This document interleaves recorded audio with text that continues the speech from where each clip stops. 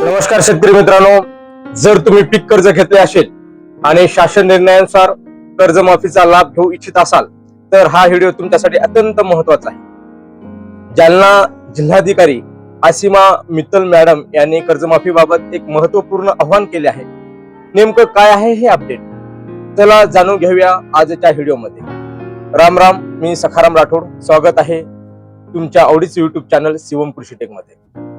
मित्रांनो, शासनाच्या कर्जमाफी योजनेचा लाभ मिळवण्यासाठी आता शेतकऱ्यांना त्यांच्या बँक खात्याचे KYC अपडेट करणे अनिवार्य झाले आहे। जालना जिल्ह्यातील जिल्हाधिकारी आसिमा मित्तल यांनी या संदर्भात महत्त्वाची माहिती दिली आहे। या व्हिडिओमध्ये आपण पाहणार आहोत कर्जमाफीसाठी KYC का गरजेचे आहे, बँकेत जाताना कोणकोणती कागदपत्रे सोबत ठेवावीत, पीक कर्ज घेतलेल्या शेतकऱ्यांसाठी जिल्हाधिकाऱ्यांचे आव्हान, कर्जमाफीची प्रक्रिया कशी पूर्ण करावी, जर तुम्ही वेळेत KYC पूर्ण केले नाही तर कर्जमाफीचा लाभ मिळण्यात अडचण येऊ शकते। हा व्हिडिओ शेवटपर्यंत पहा आणि गरजू शेतकऱ्यांपर्यंत शेअर करायला मात्र विसरू नका।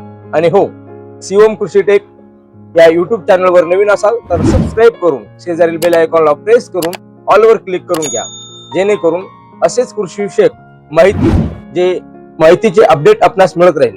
चला तर सुरू करूया अतिशय महत्त्वाच्या माहितीला। मुद्दा क्रमांक 1, कर्जमाफीसाठी KYC का आवश्यक आहे। मित्रांनो, शासनाच्या कर्जमाफी योजनेचा लाभ थेट तुमच्या बँक खात्यात मिळवण्यासाठी तुमचे बँक खाते अपडेट असणे गरजेचे आहे।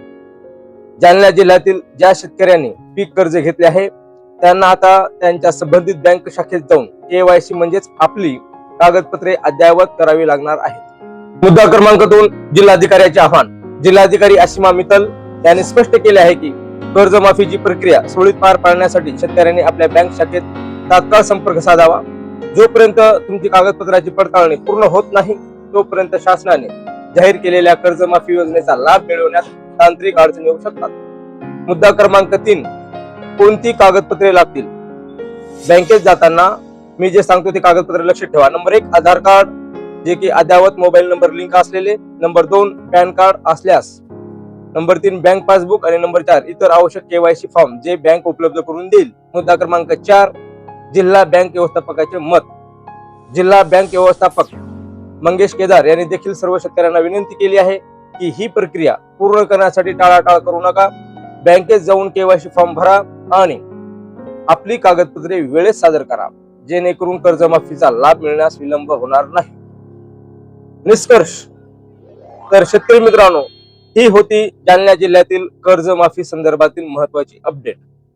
तुम्ही जर जालना जिल्ह्यातील रहिवासी असाल किंवा तुमच्या ओळखीचे कोणाचे पीक कर्ज असेल तर त्यांना हा व्हिडिओ नक्की शेअर करा, जेणेकरून त्यांच्या कर्जमाफीची संधी हुकणार नाही।